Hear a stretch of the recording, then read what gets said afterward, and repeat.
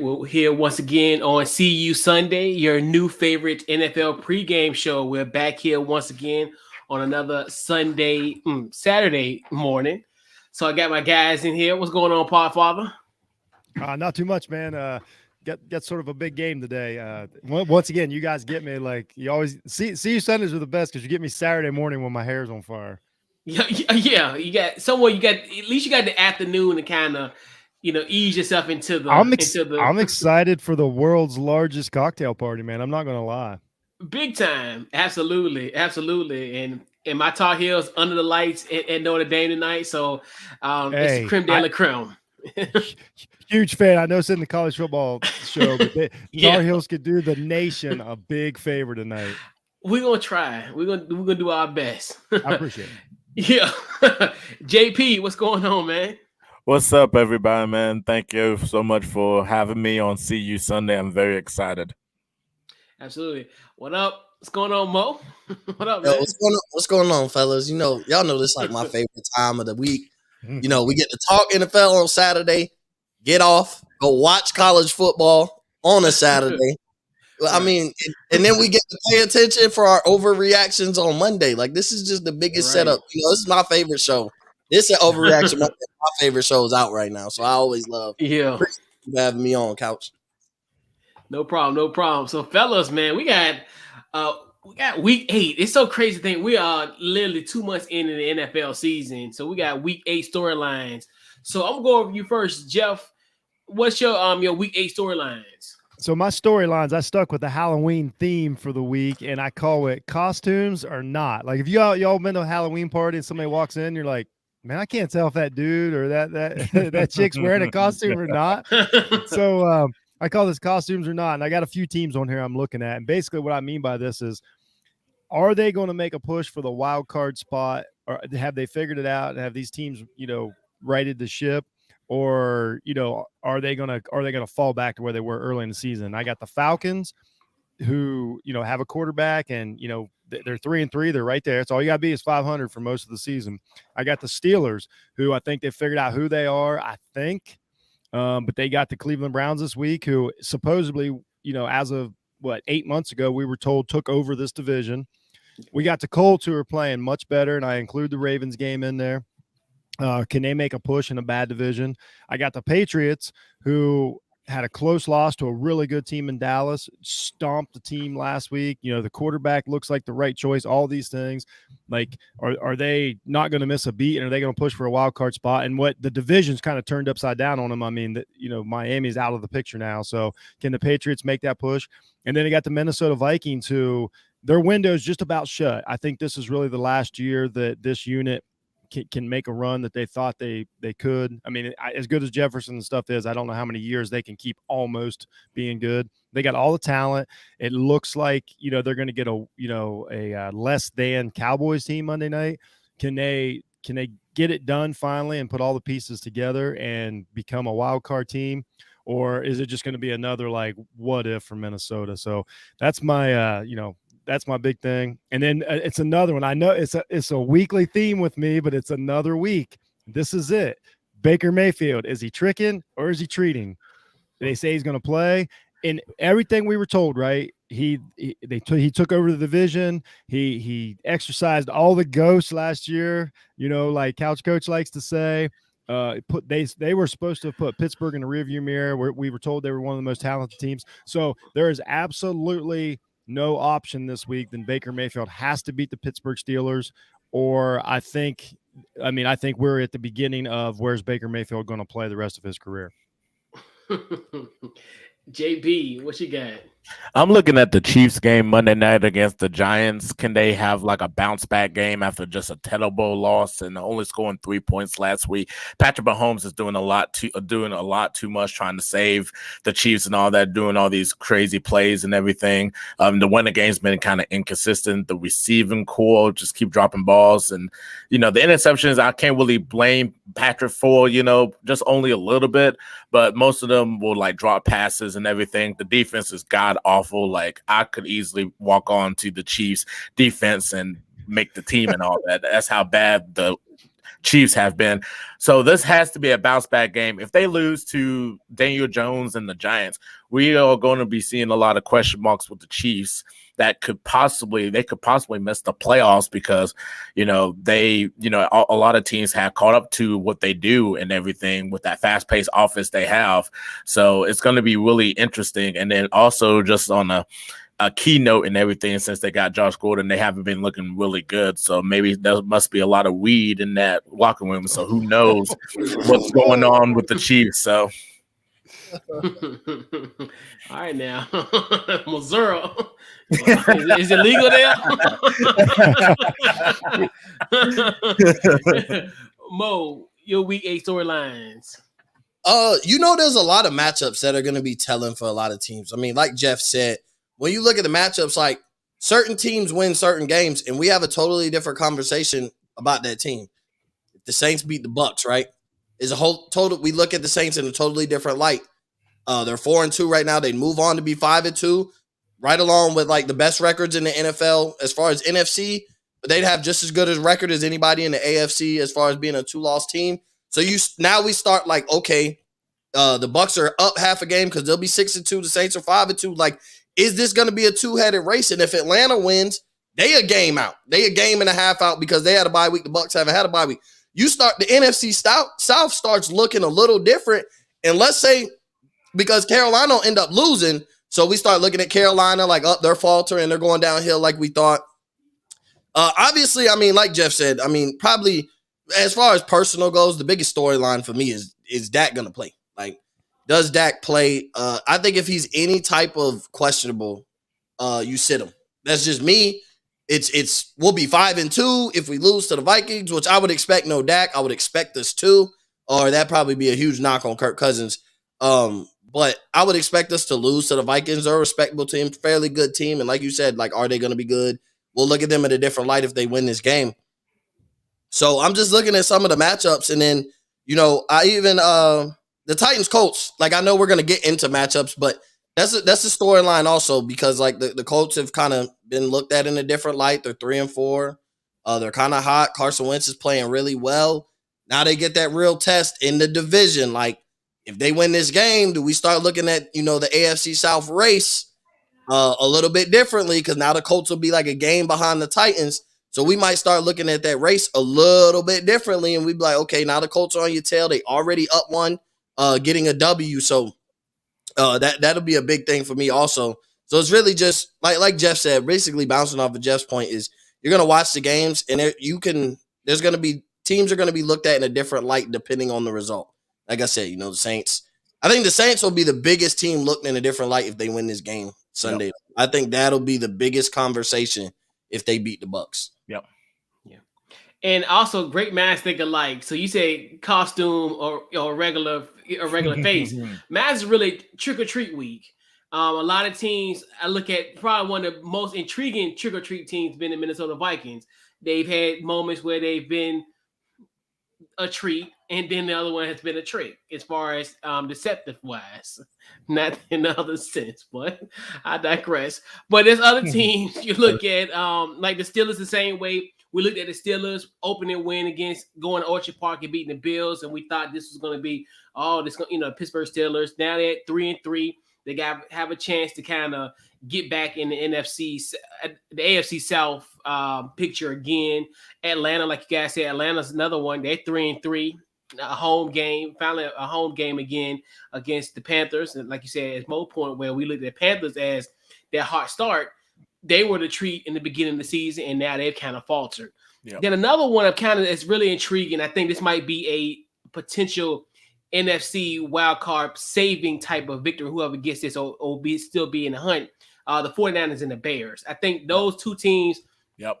With the Bears, with the Bears being 3-4, they still got a shot. If they do, they can be at 4-4 and 500. But if San Francisco loses, then they fall to 2-5, and they literally can almost shut the door of their playoff aspirations, especially being in the NFC South. So those are the kind of matches that I want to see. And also to Mo's point, where the Bucs. That's another situation where you got a 6-1 versus a 5-2, and the Saints will be if they pull that victory off, they'll be contending in the NFC South, which we thought at one point was going to be maybe a one team runaway in the situation, and they'll really close that gap. And then also the other one, Tennessee and Indianapolis. I think that's another one where Indy has to win this game because to me they have to. This is a must win for them because if they don't, they've already played the Titans already in week 3 and lost. Yep. And to me, I look at that as if Tennessee wins this game and sweep the Colts, you might as well print off their 2021 AFC South shirts. Yep. It's over. Yeah, I agree with you. I agree with you. Yeah. All right. So, fellas, the first matchup that we want to talk about is the Buccaneers versus the Saints. So, Jeff, I'm going to go with you first. Your thoughts on this matchup? So here's what I got for this one. These two teams are meeting at the wrong time. New Orleans has done nothing wrong this year. I think they're playing about as good as we can expect this team to play. But most importantly, last week, and all apologies to our man Stewart, Jameis Winston pulled off his mask, and guess what? It was Jameis Winston underneath. He once again he hadn't that was a team last week against Seattle that he had to squash and move on. He's again forcing throws. He's again not seeing he just isn't seeing the pre-snap stuff. I've been on this is my big thing this year is watching pre-snap. Kind of got put onto this in the summer. Like basically it's this.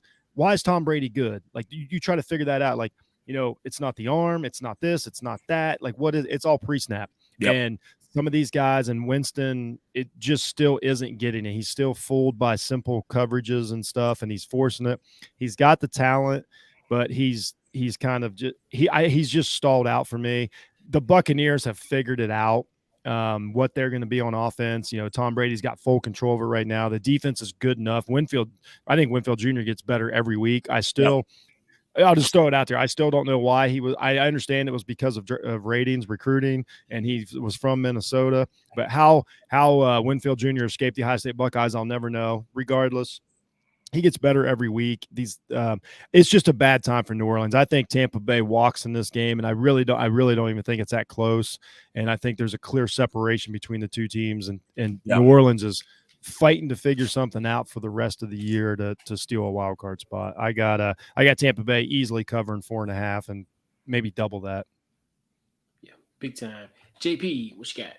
Yeah, I'm with Jeff. I don't really expect the Bucs other than to demolish the Saints, though. But at the same time, we don't really know which Saints we're going to get. We might get Jameis Winston that actually looked pretty good, that beat the Packers, or we might get, a Jameis Winston, like you said, like not looking at the pre-snaps and just forcing throws and everything. Alvin Kamara hasn't been playing really well this season, so they're still trying to figure things out.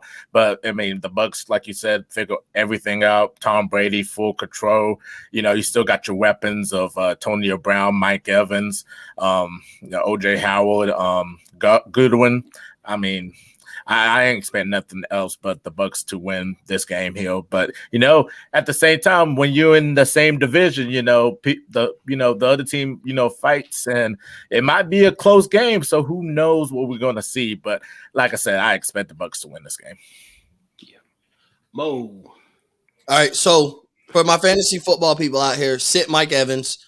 They're playing the Saints. Y'all know what that means. Mike Evans will not have a catch tomorrow. Because Marshawn Lattimore he hasn't allowed Mike Evans a catch, I think, since 2018 while guarding him. It's been that bad.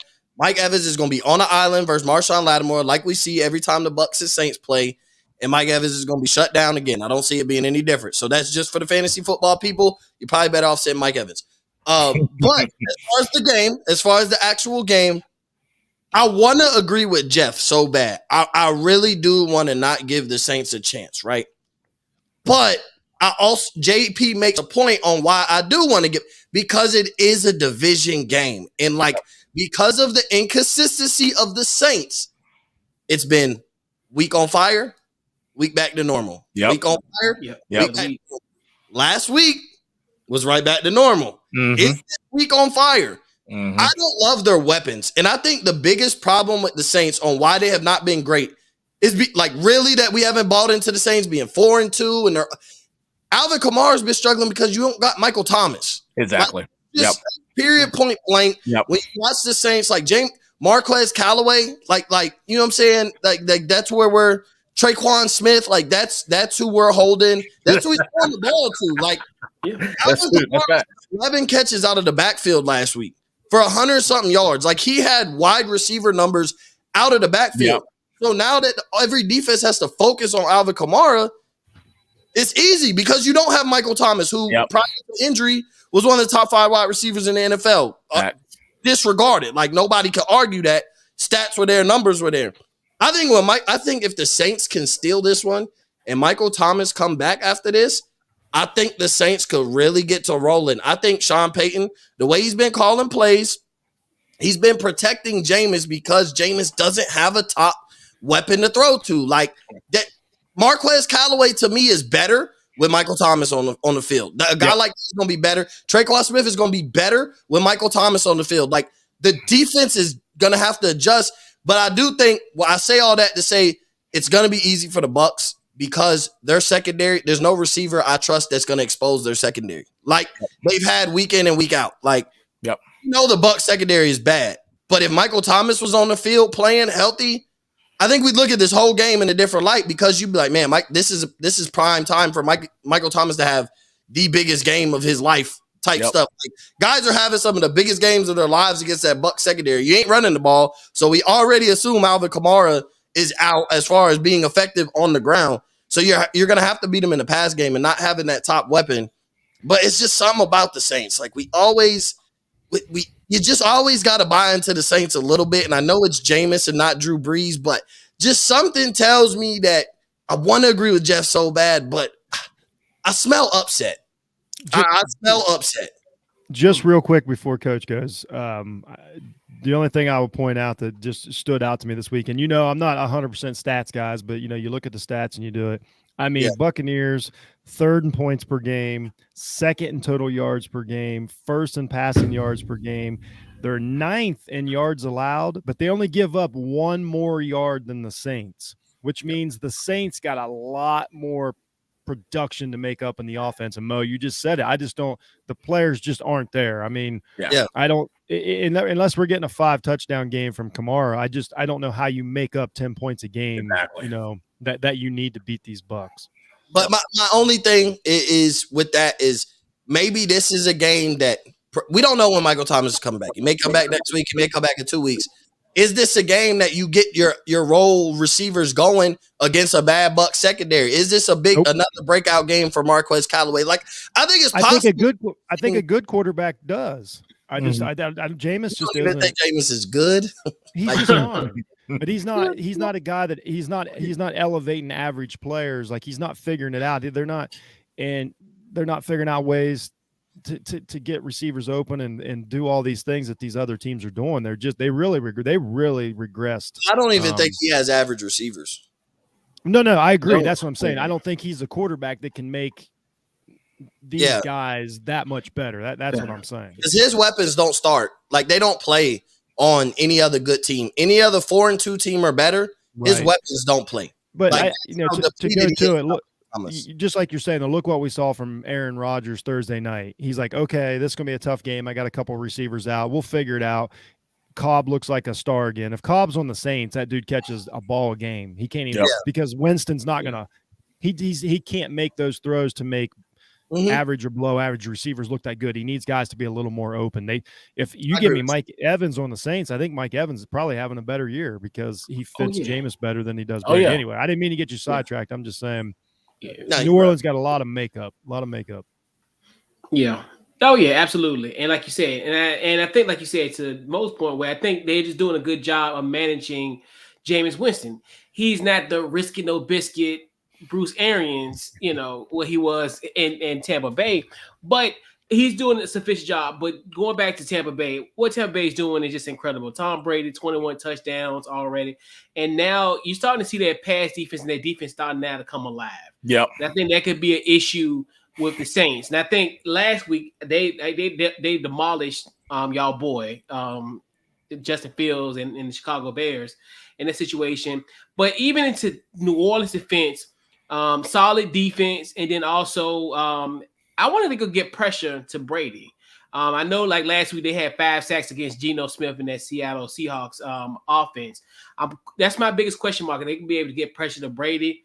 And then like to Mo's point where Alvin Kamara, he is their wide receiver 1. Because like I'm saying, that man had 128 yards receiving last week. Yeah.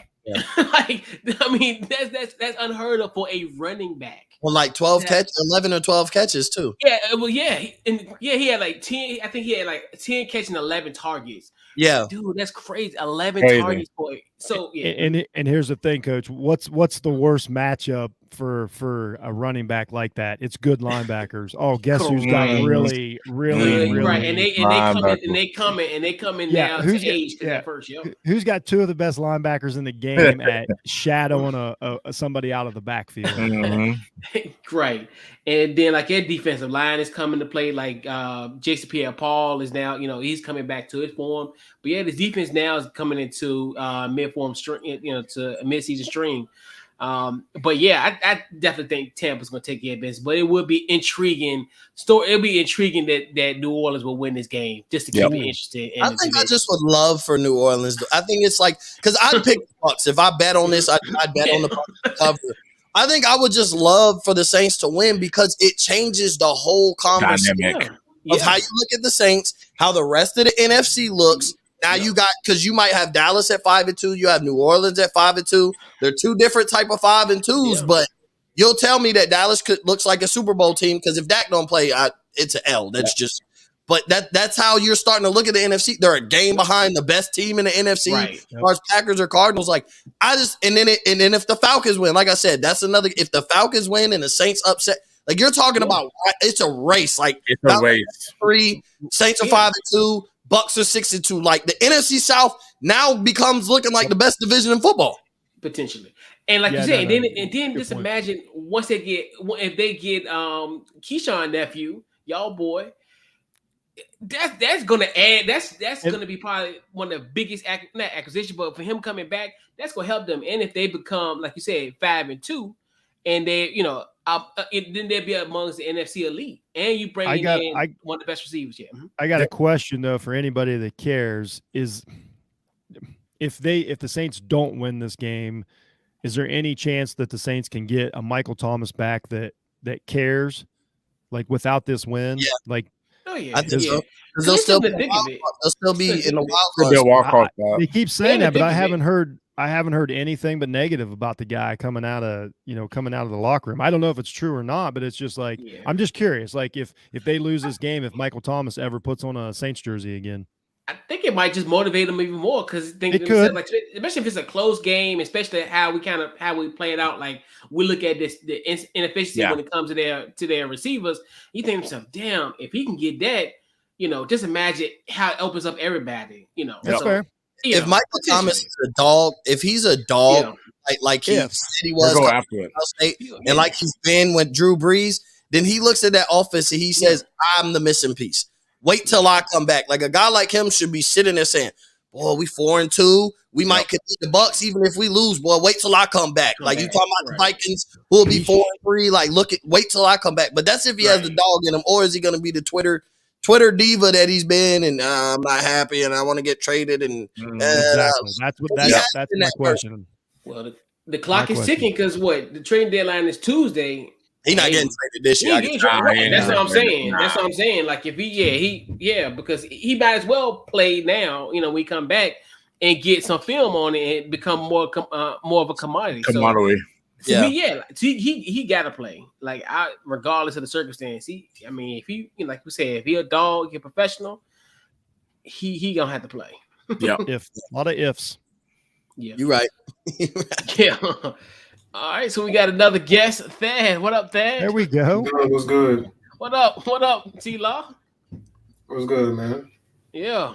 So you just in time. So we're gonna be talking about our second matchup, the Sunday night football affair.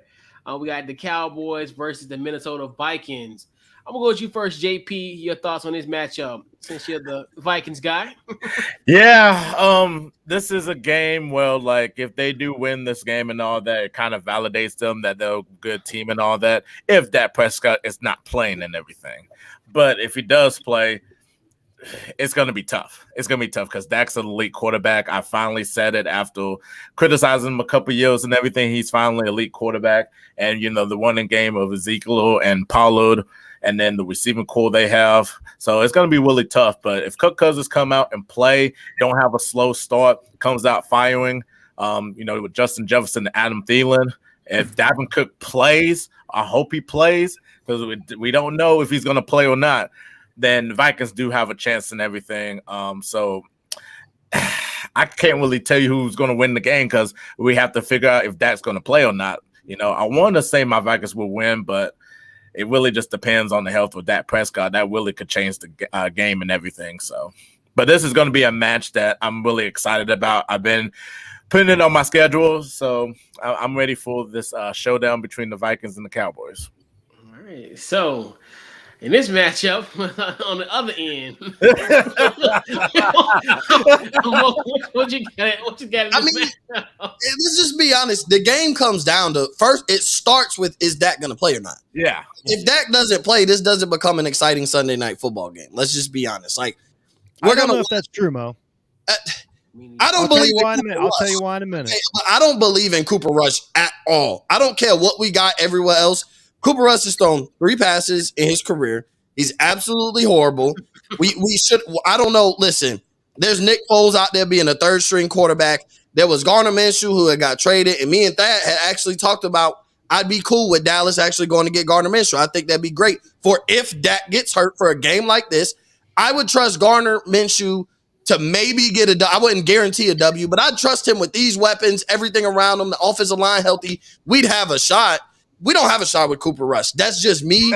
That's me personally, because now it puts more pressure on they're gonna stack the box, and it's gonna put more pressure on Zeke and Tony Pollard to basically run them to a victory. And it's tough to do when they stack the box because I don't think Cooper Rush is really gonna be that effective throwing the ball at all. Like I don't see a big game from CeeDee Lamb, Amari Cooper, none of those guys with Cooper Rush being the quarterback. If Dak plays, we have a totally different conversation. I mean, we all know that. That's But I think this is I think this is a scare game for Dallas regardless. Like, even if Dak plays, Minnesota has a shot to win this game. They are a good team. Like, we can and this is going to be a test for Trayvon Diggs. You either going to have to guard Justin Jefferson on the island or you guarding Adam Thielen. Whatever one. Tough matchup either way. Can we create a turnover? Because Dallas has had a bend but don't break defense. They've given up a lot of yards. They're like 25th, 26th in yards allowed. But they don't give up the touchdown. They end up turning the ball over, which covers any mistake that your defense has made. The Dallas defense has not been as great as we thought, but since they get turnovers, they get sacks, it looks a lot better, but they give up a boatload of yards. So I think Diggs will be tested. I think Michael Parsons will be tested. You're dealing with a Kirk Cousins. Like, it's not like, I mean, maybe you want to give him an average quarterback, but still, like, hey, Kirk Cousins can make some plays. He has some big games in his career. And like JP said, this game is to validate Minnesota. Like, if Dallas loses with or without Dak, do you really look at Dallas much differently? The Cowboys haters are going to say whatever, but at 5-2, do you really care whether Dallas lost this game if they continue rolling? Now, if it becomes a trend and they lose to the Falcons the next week, okay, we start. But if they lose this and then they win next week and go 6-2, you don't really care. But the Vikings are like, is this the team that's going to make the wild card? Yep. Is this going to be the team that you scared to play? Like, you don't want to have to play in the first round. So that's how I'm looking at this game is like, it's not an all or nothing game for Dallas like it is Minnesota.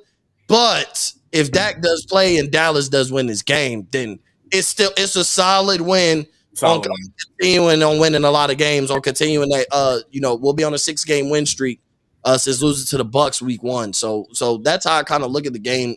It's not all or nothing if we win or lose, but at the same time, like, it could be us continuing, but it could validate Minnesota. I mean, like, and they're coming off, both teams coming off a bye week too. So, like, the game plan, like, just preparing, like, for those 2 weeks is like, which game plan is going to show up, like, who's going to show up. So, this is an exciting, intriguing matchup. So, that's why I think Dak shouldn't play. That's just me.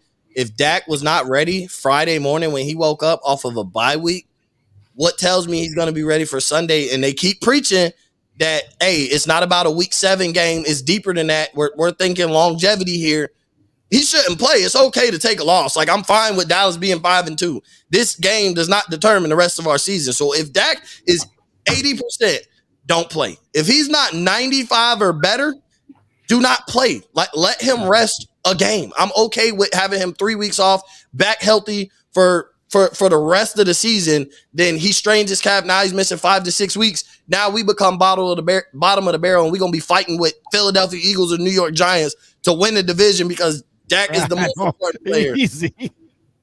Dak is the most important player on this team. If we got Cooper trying to defend us for 5 to 6 weeks, we lose 5 to 6 straight games. The OTBN flag football team could compete for the NFC East right now. Let me, real quick, before Thad goes, let me tell you why Dallas is fun. I know, like, first of all, Dak's not playing because Vegas is favoring Minnesota. So they already know.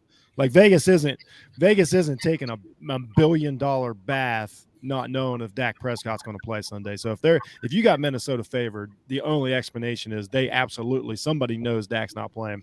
That being said, though, it's Minnesota's not one of these teams. Like, I saw him play like the Cleveland game, couldn't score a point. You know what I mean? Like, I saw them. They're not world beaters when they play a good team. They barely squeeze by Detroit.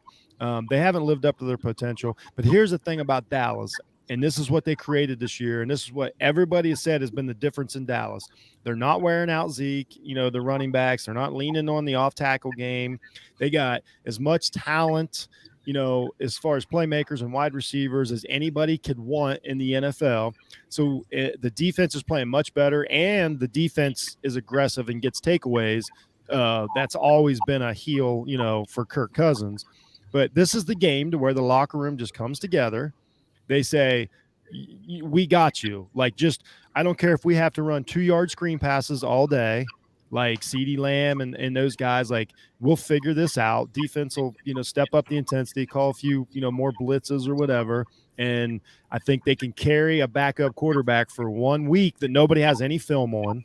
And we all know playing a backup quarterback's the scariest thing in the world if you've never seen him play. Never seen tape, yeah. And I think, and then Mo, you said it, all the pressure is on Minnesota.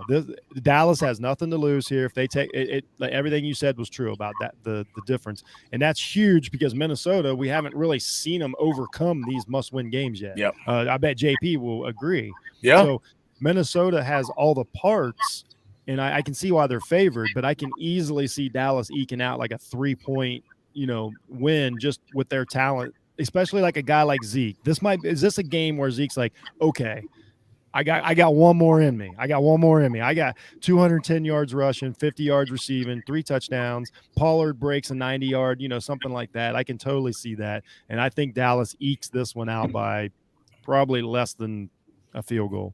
So you're taking Dallas with or without Dak? Yep. I'm saying without Dak. With Dak, it's not even talk about. Like, it's a 2-point game. But it's not. Like, there's no way I've never seen Vegas do that. I've never seen them favor a team that is clearly outmanned the Saturday before a game. Like, they got to know that Dak's not playing. Yeah, if Dak plays, Dallas wins, and I don't even. Oh, yeah. Yeah. Not that I like this Minnesota team too. I think they're very talented. I just think that this is just one of those spots that they're really stepping on a landmine here. Yep. Yeah. All right, Thad, what you got? I think this is going to be an entertaining Sunday night game. Minnesota is the type of team that'll win a game. Nobody expects them to win. Yeah, exactly. I think this is a matchup between 2 quarterbacks that are playing high-level football. Kirk Cousins, a lot of people say he's average, but he's getting the job done. Yeah. I think Minnesota's going to have a long day with or without Dak because Minnesota's pressuring the quarterback. They're tied for first in sacks this year. And with that calf, Dak wasn't running that much, but his the pocket and stuff is going to be different. So, he's not going to be able to move as much. He might make some throws that he, would trust himself to get out the pocket for originally. But so I feel like it's just going to be a long day. But Minnesota, where they come in, where their problem is, Dallas has weapons and they have a balanced attack. They're running the ball for 160 yards a game, and Minnesota's allowing 120. So, if your secondary is not the best, your best bet is stacking the box and forcing them to pass. But that's where Dak comes in. If Dak's not playing, you have Cooper Rush, you can stack the box. But if you have Dak, he's going to take advantage of those one-on-one matchups, and you'll be in for a long day. But I just have a feeling that Minnesota's going to come out to play. Like Mo said, I was going to bring this up. I think Stephon Diggs, he's gotten beat this year, but I think this is the game where it's really showcased. He's guarding 2 number 1 receivers, in my opinion, and he likes to clue a lot. He likes to take chances, peeking at the quarterback, and against somebody like Kirk Cousins. And especially if you notice, if anybody watches the Vikings, Justin Jefferson and Adam Thielen run a lot of double moves. So when you're cool and playing aggressively, you can get beat easily. So this is not his first real test because he's going to get some dogs like Keelan Allen, but I just think he has a rough day in the showcase because it's Sunday Night Football. And I think that Minnesota – I think this is a shootout. Both defenses are playing better. And like you said, Mo, Dallas's defense is not just playing as good as everybody thinks. They're just forcing turnovers. They're still allowing a lot of yards. So I just feel like this is a high-scoring game. And Dak being hampered, if he doesn't play, I think Minnesota wins easily. Not easily, but they win handily. But I think this is kind of like a shootout. I would go like 31-28 Minnesota, but I just have a feeling that they're going to come out to play. And with Dalvin Cook being questionable and most likely, leaning towards playing, I think that'll be a big factor. That's it. It's Dalvin Cook, because if Dalvin Cook's playing, Minnesota has like a good chance and everything. If Dalvin Cook's not playing, we've seen like they have to rely heavily on Kirk Cousins and Adam Thielen and Justin Jefferson to pull it out and all that in the defense. So Dalvin Cook's like that mission piece for the Vikings. I don't think he's the X factor for this game. Because our run defense is actually fairly good. It's our pass defense that has not been as great as everybody thinks, but like I said, we cause turnovers, so you don't care that you just gave up a 70-yard drive. You didn't give up 75 and a touchdown. That's what matters, is you didn't give up that touchdown. They didn't get that field goal. They drove all the way down the field. Boom, pick off. Boom, strip sack, fumble. Let's take it the other way. But our run defense and our pressure on the quarterback has actually been fairly well. Randy Gregory is playing like a top-tier defensive end. So I think it's Jefferson and Thielen who are the X factors. I think whether you have Madison and Dalvin Cook, I think in a game like this against Dallas, I think it'll be the same result. Madison is a heck of a running back. Let's just be honest. For a guy to have to step in for Dalvin Cook, step in for Dalvin Cook, fill his shoes, and do it fairly well. He's a heck of a running back. I just don't. Are you trying to say that? You trying to say that running backs are replaceable, Mo? Is that what I'm hearing? Is that what I'm hearing? Not going to, but I'm just saying.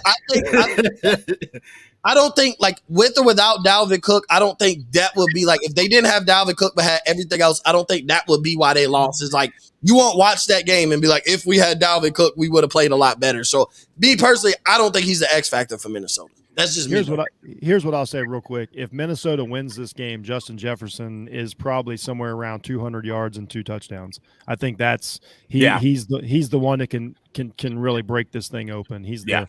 I don't think Dallas has that answer for Justin Jefferson. Mm-hmm. Yeah. This one, it's gonna be in the trenches. I think when we look at as Thad mentioned, Minnesota has 21 sacks this season, leads the league. They're almost purple people eater-esque at this point as far as their defense on that one. But then the one biggest thing on Minnesota's defense is their run defense. They're averaging 4.8 yards per carry. So we got a two-headed running attack of Pollard and Zeke. They could be very susceptible to it. But then the same token, Dallas only has allowed 9 sacks on the season. So just imagine if you do have a Dak and he's there, they protect him. Cooper Rush might be a little bit different, but that's going to be one of the most interesting stat lines. And then also the stat points where this is Kirk Cousins, like you said, he's an above average quarterback, but he does have a knack for throwing interceptions. He's turnover prone. So this is kind of one of those things where this could be a situation where Stephon Diggs can have another touchdown once again. Like we say, death taxes and the Trayvon Diggs interception. So And it's prime time. Team- Just remember that. Yeah, and it's prime time. Right. It's prime time. It was important that Kirk Cousins had never won a primetime game until recently. Like, let's just remember until he beat y'all. Let's put that in perspective. I think a lot of this beat up Cowboys. A lot of this is on Kellen Moore's shoulders too. He's done a great job this year. He's had 2 weeks to game plan to get through a game without Dak, and I think he'll have a game plan. I think Kellen Moore is a better coach than Mike McCarthy. Well, yeah, that's not. I don't even care about McCarthy. I'm with you if you say it. McCarthy is essentially one of those things in a used car sale parking lot, just blowing in the wind in front of the stadium. He's there for a title and decoration. I think that Dallas has planned for what we're looking at now, 11 days or 12 days to play this game without Dak, and I think that's the difference. This isn't Dak didn't get hurt yesterday, is what I'm saying. Yeah. So anyway, we can move on, but in this matchup, give me the team from Arlington. Unfortunately, all right. So we'll move on along, fellas. Yeah, I'm growing. I'm being more mature. Come to the good side.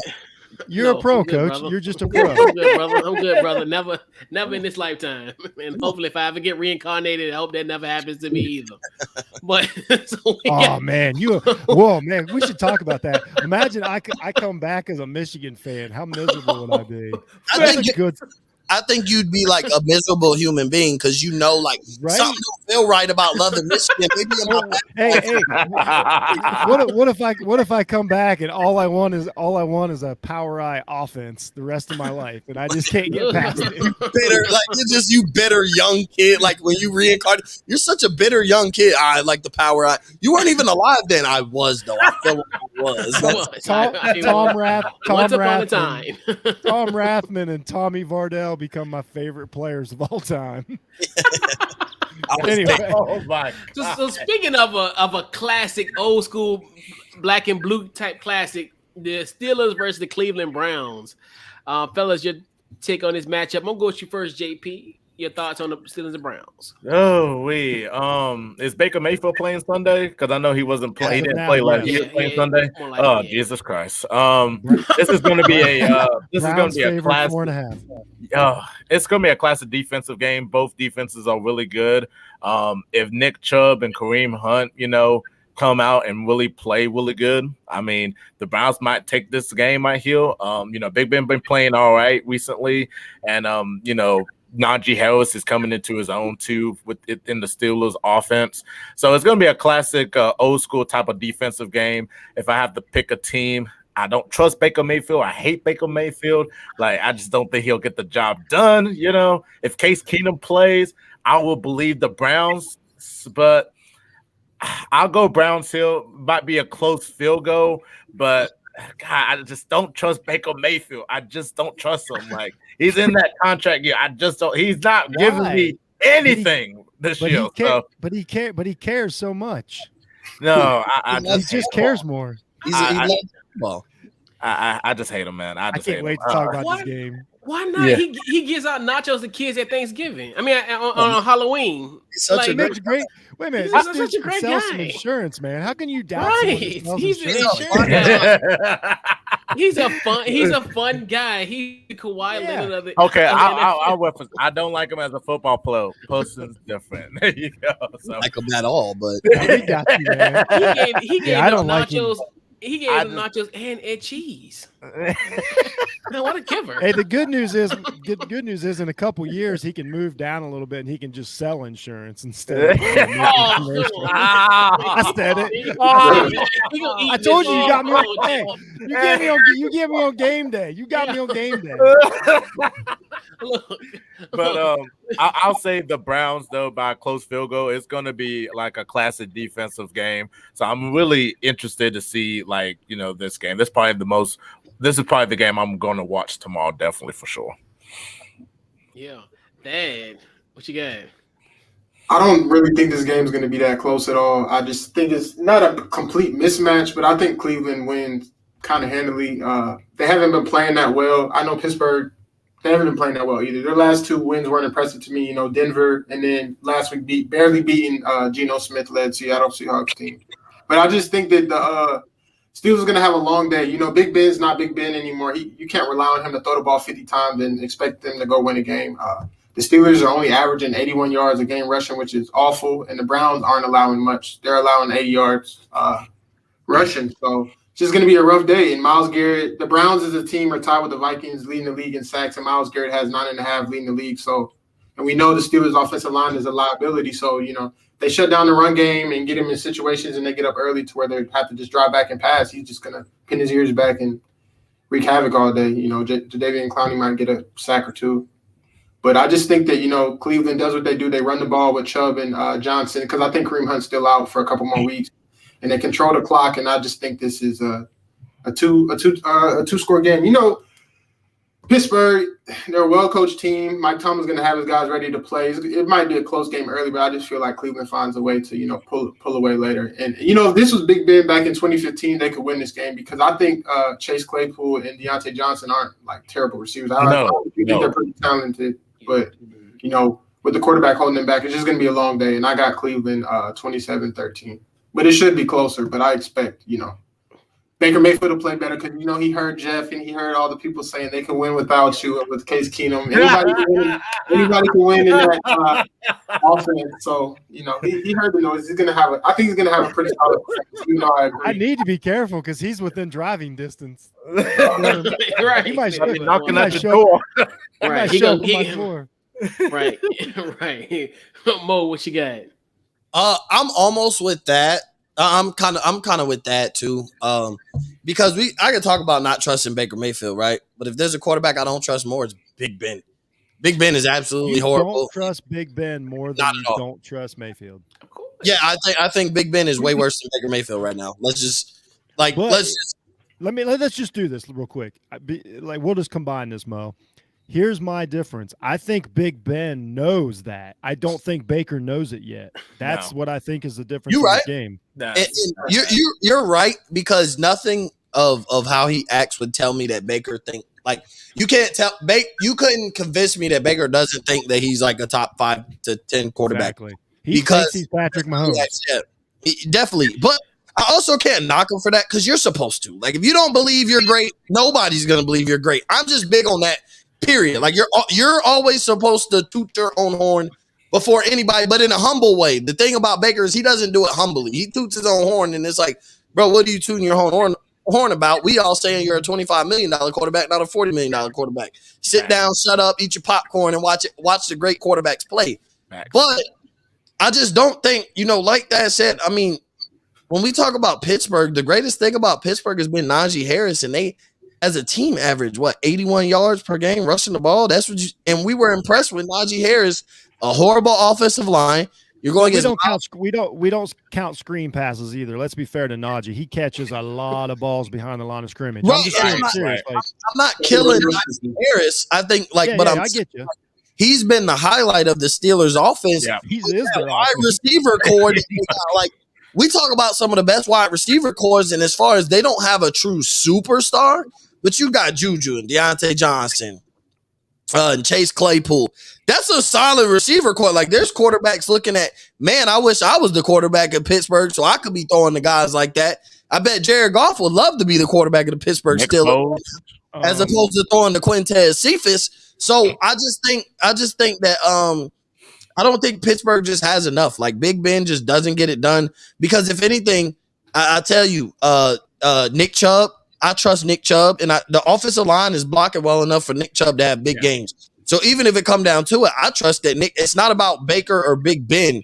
It's really about everybody else, and I think Nick Chubb just has a big enough game that they handle this victory, and then they start they start really running the ball and just running the clock. So I even trust Nick Chubb and the Browns' offensive line more than I trust Najee Harris and the Steelers' offensive line, and they're not going to do him no justice throwing him screen passes with Myles Garrett coming on the outside and those linebackers and DBs being able to get to Najee Harris early. So it's just more about the Browns offensive line and Nick Chubb coming back after a week off. So, and then that backup running back. Kareem Hunt is on IR, but that backup running back showed us he is very capable of having a big game and being effective on the ground. So you're saying their backup running back was as good as the starting running back?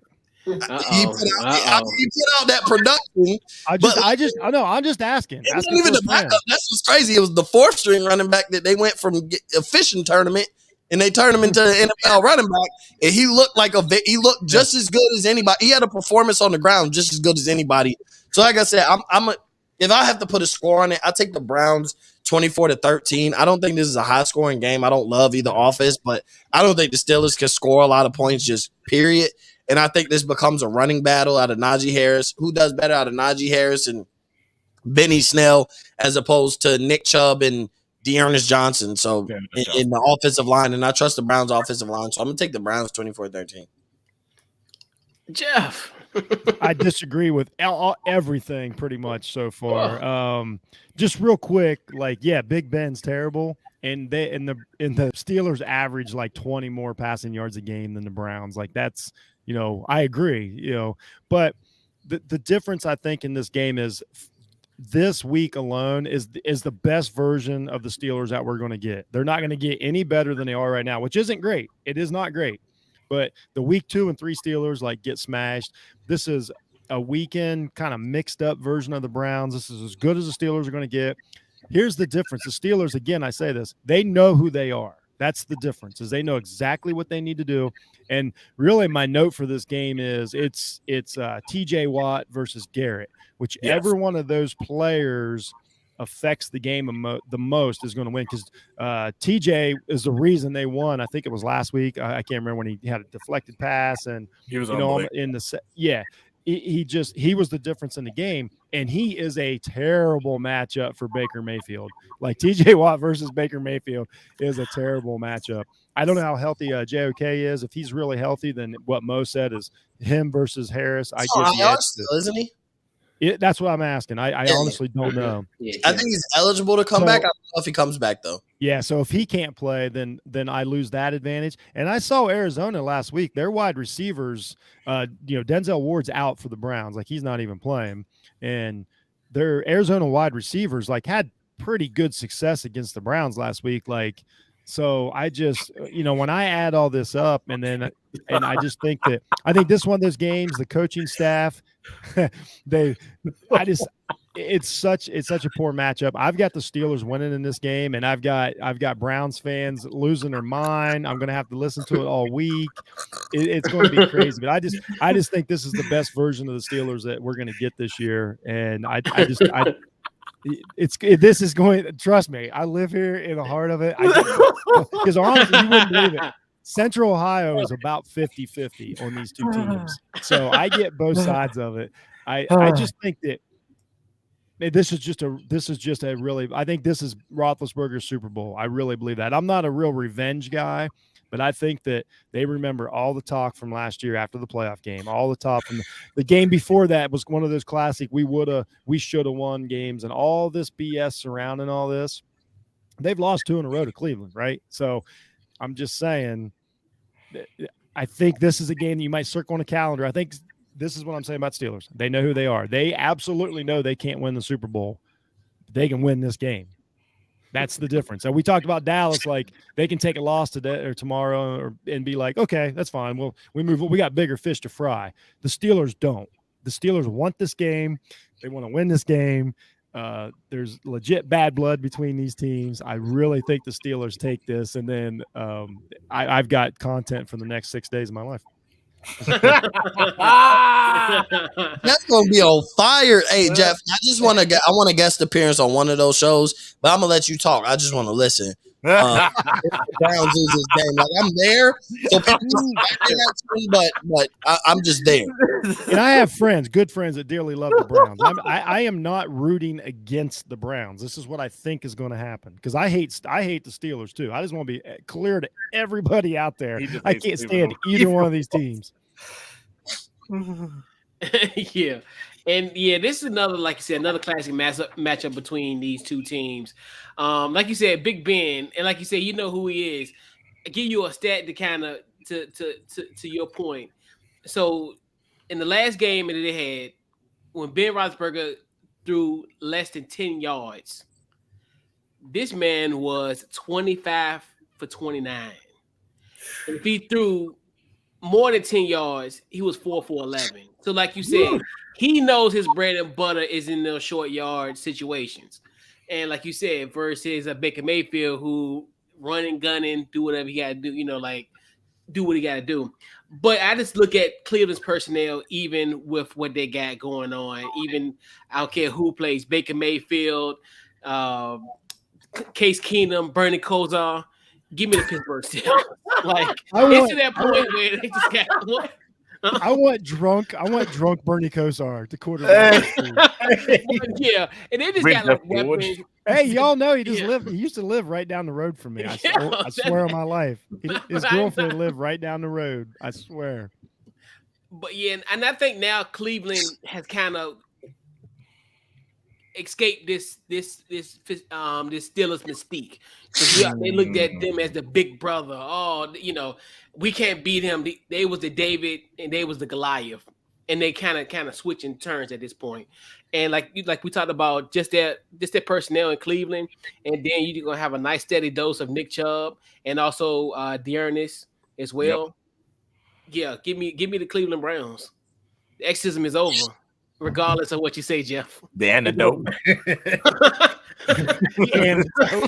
Yeah. On that end. But yeah. So fellas, we got a transition, fellas. So let's see what we got here. What is your game to watch this week? I know you run up against the clock, JP. What you got? The Patriots versus the Chargers. I feel like, if the Chargers, lose this game and Patriots win, we're looking at Patriots as a really good team, with Matt Jones being, the quarterback, and then the defense, it's Bill Belichick. The defense, when you look at it on paper, he's like, but Bill Belichick gets that defense ready, and he can have like a bunch of, calls and everything. So that's going to be really good. If Justin Herbert is struggling and they just can't pick it together, if the Chargers become the old self, Justin Herbert playing hard and Keenan Allen and that defense, I mean, Chargers will win easily. But this is a good game, though, to watch, though. And we'll see if, like, the Patriots are actually, like, a really good team. And this could validate them with this victory. Big time. Yeah. Big time. Dad, what you got? I got two games. I'm going to go ahead and use the one Justin said first. I got the passing Chargers. This is a rematch of last year. This was Justin Herbert's worst game as a pro. He got beat 45-0. He had his lowest completion percentage, 49%. No touchdowns and 2 picks, and that's one of his only 2 games with a multiple turnover game. So Bill Belichick usually has young guys' numbers. So I'm interested to see what he does in the bounce back game and the rematch. And the Pats, I think people don't give them enough credit. They're about 500. I think they're a solid team, and what they're doing with the amount of talent they have on their roster, especially the offensive side of the ball, is interesting to me. I think they're a solid team. And the Chargers coming off a real bad loss. They got thumped by the Ravens. So interested to see what they do in the other game I have. I was gonna go with the Saints and Buccaneers, but I know you guys covered that. I'm gonna go with the Titans and Colts. It's a big division game. 2 teams. This is the last time they meet this season, so this matchup is pivotal. Tennessee won the first matchup, and Indy, they should have won 4 in a row. They won the last 3 of their 4, and they're playing some decent football, some quality wins. And if they're going to have a shot at this AFC South race, they gotta take this matchup, because if they lose this one, they'll be 3 games behind. I know there's more than half the season to go, but you don't. Tennessee would essentially have 2 games on the Colts, when it comes down to the division race in the end, because they swept them. So just looking forward to that matchup, and it's an AFC South matchup, a division game, so it's always going to be good football. So those are the 2 games I'm looking forward to. Y'all know the Colts are favored by 2.5 in that game. Yeah, it's kind of crazy. Somebody knows something. So yeah, they are. So are the Titans, though. Yeah, that's true. Yeah. I mean, it's gonna be good.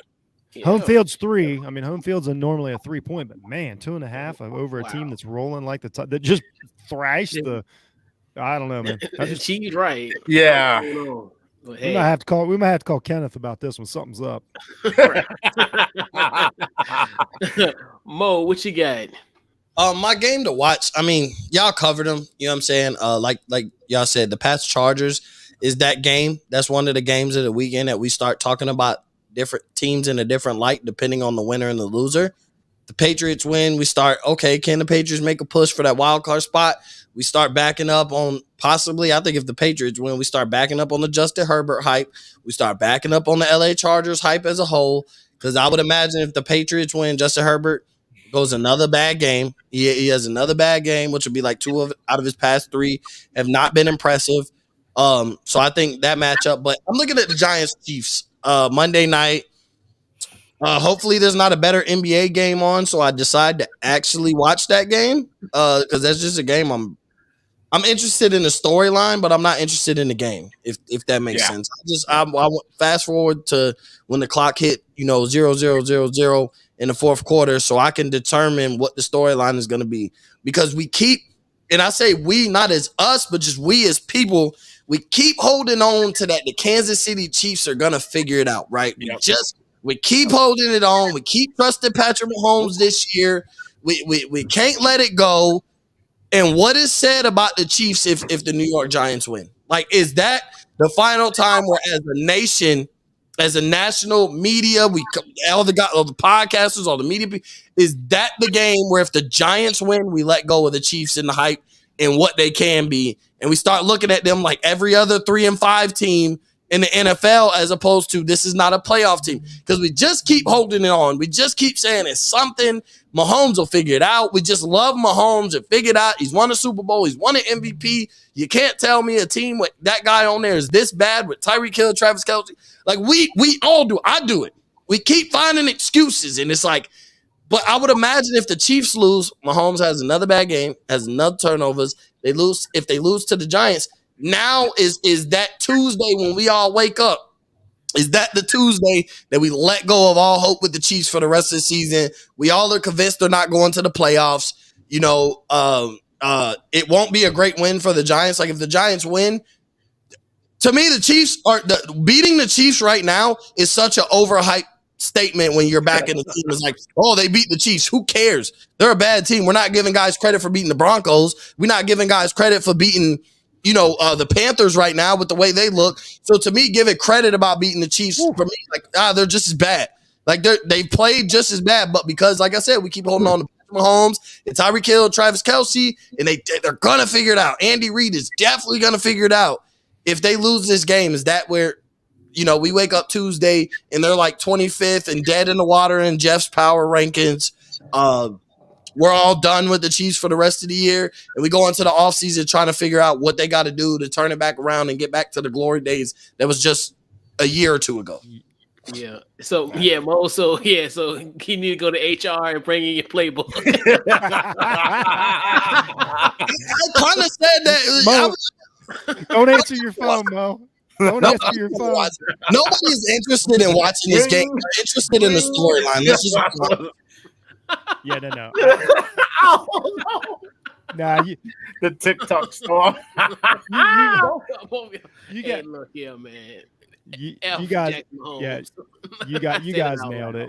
I think there's like 3 games to where it matters for both teams, and that you guys already covered them all. You got the New England Chargers is the game that matters the most. It really is for both teams. Minnesota Dallas is up there.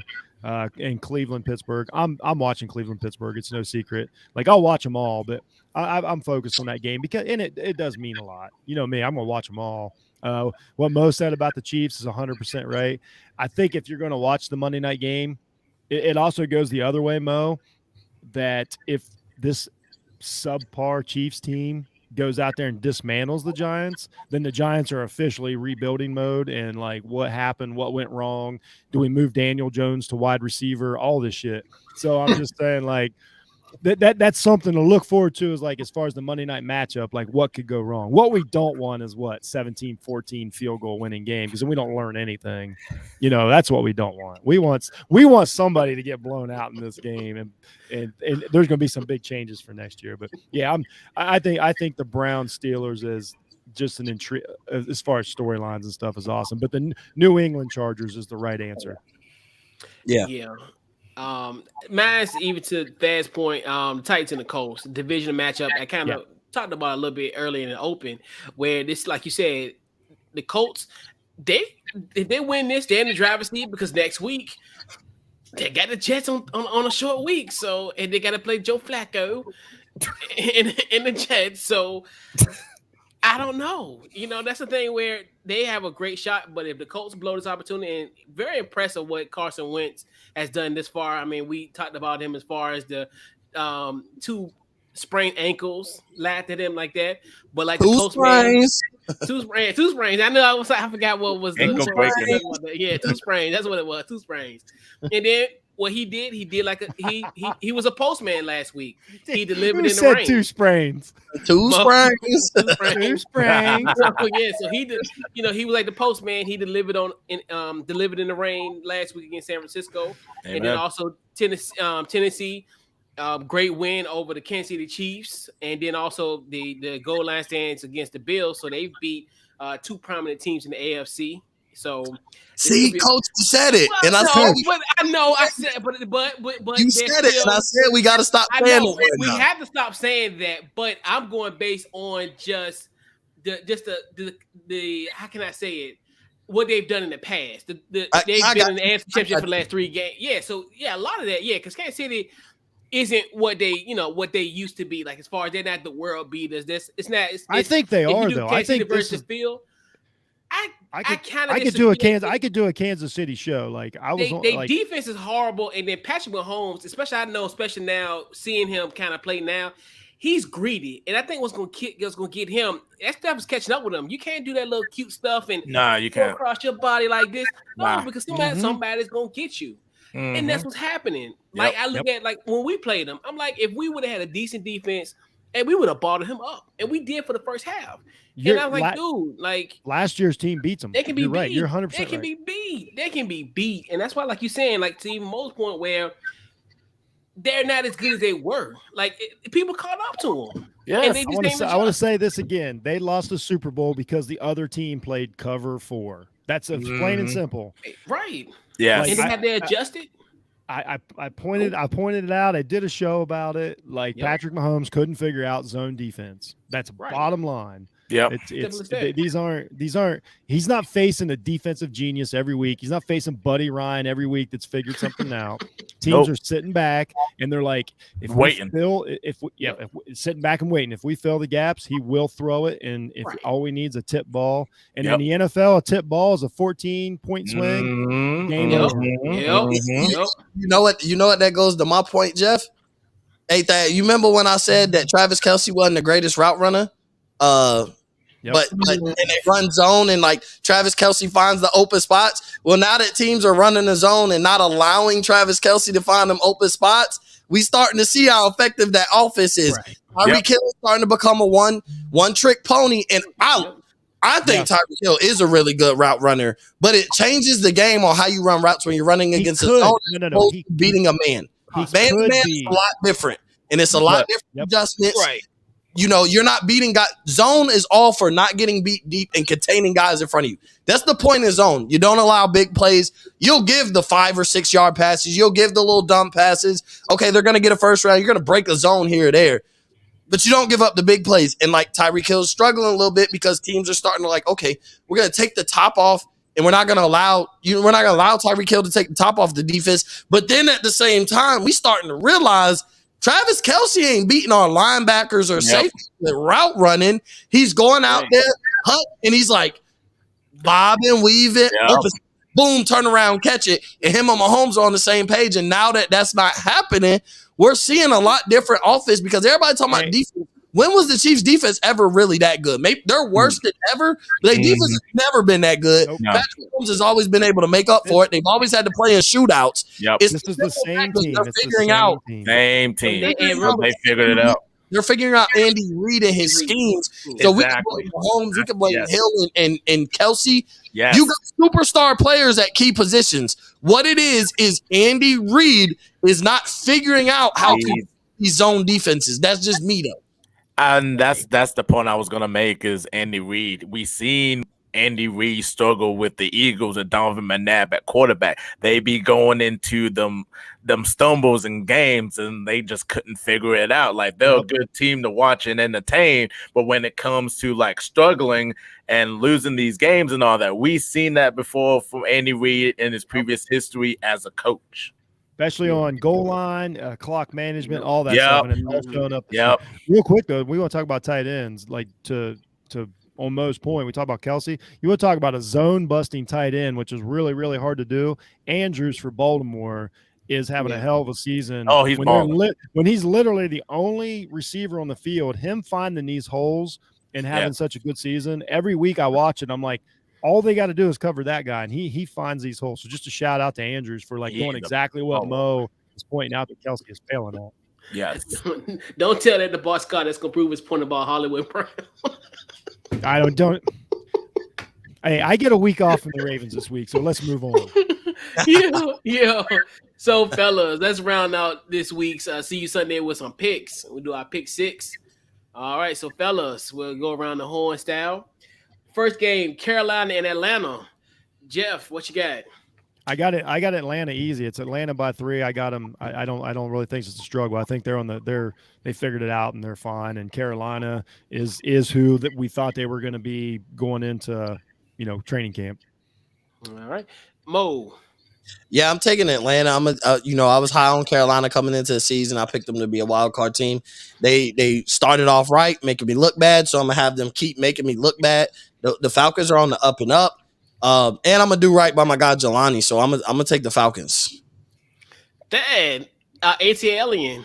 What you got? Nah, I just live there, bro.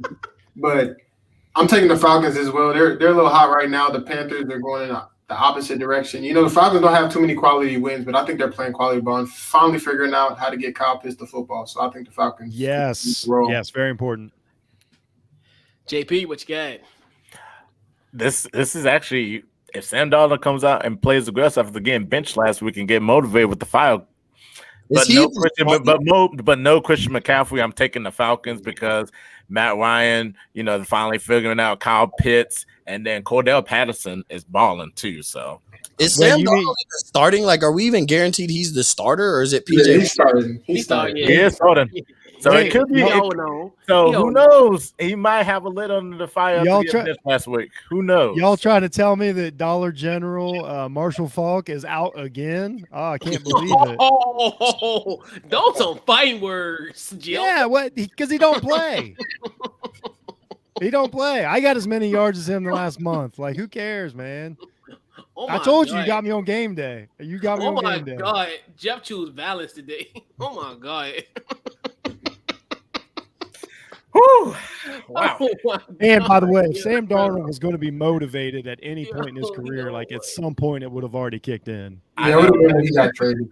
I know, right? Yeah, big time. Yeah.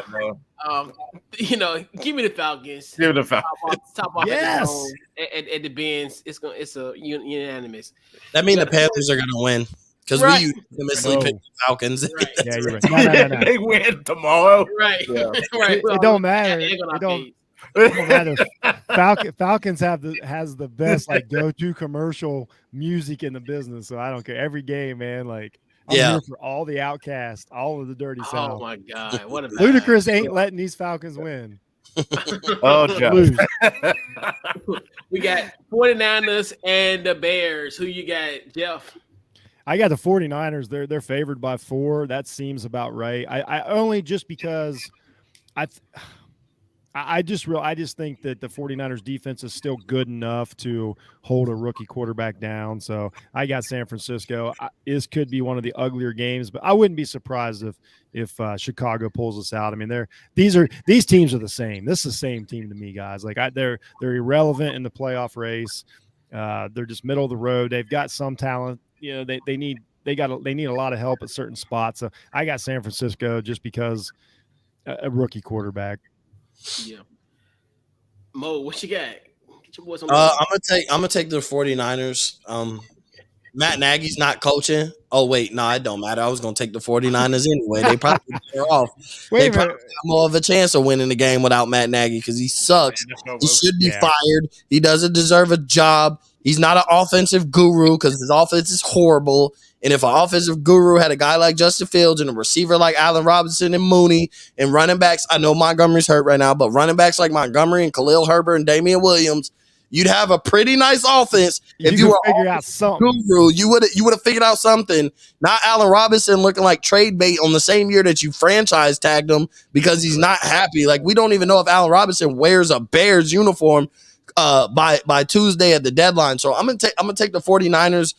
I think Jimmy G bounces back if he's the starter. I assume he's the starter. We haven't heard that Trey Lance is starting. Out. I thought Lance is still out. He might still be out, but so I'm gonna take Jimmy G beating the Bears. Khalil Mack's not playing. Akeem Hicks, I don't think is playing either on the Bears defense, and I think Akeem Hicks is on the trade block right now too. So I expect him not to be in a Bears uniform come Tuesday. So yeah, and with Khalil Mack out, I just think it's everything for the 49ers to win this game, especially, like we said, like if they want that wild card spot, like you don't want to start 2-5 and be trying to dig yourself out of they ain't getting a wild card spot. Yeah. They ain't getting a Well, wild card. These teams ain't going to playoffs. These teams ain't going to playoffs. You want to keep your chance at 3-4.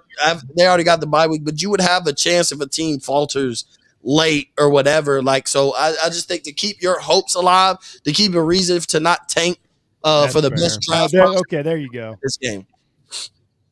Hey, what you got? I think this one's not really close. The Bears can't protect, and the 49ers, they have some quality pass rushers. And I just think they haven't been playing. They have some bad losses. Not bad losses. Seattle and the Colts at home are easily winnable games, and I think they just take care of a opponent that they're, not on a different level than, but they're obviously better. I just think it's a mismatch. And, the Bears are just, I don't know what it is. It's Matt Nagy. It's Justin Fields playing a little slow. It's the offensive line. It's a lot of things, and that defense gets tired. They can't keep trying to hold it down. So I just think that the 49ers win handily. I'd say by 2 touchdowns at least. Ooh. And they're at home, right? It's at Candlestick. It's in San Francisco. I think it's in Chicago. It's in Chicago.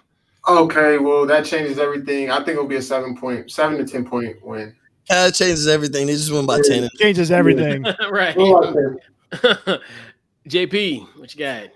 Got the 49ers. The Bills defense got shredded by the Bucks, and I'm not expecting Justin Fields to he'll have probably a better game, but he'll still struggle against the 49ers defense and Jimmy G and Deebo Samuel and that consistent winning game for the 49ers and George Kittle. 49ers. Okay. All right, yeah, give me the other offensive genius. Give me Kyle Shanahan and the San Francisco 49ers. Yeah. I was told I was a red flag. Below 500 offensive genius. All right. Watch him out. Real quick, bonus question. Mo, Yeah. is Ryan Day the next coach of the Chicago Bears?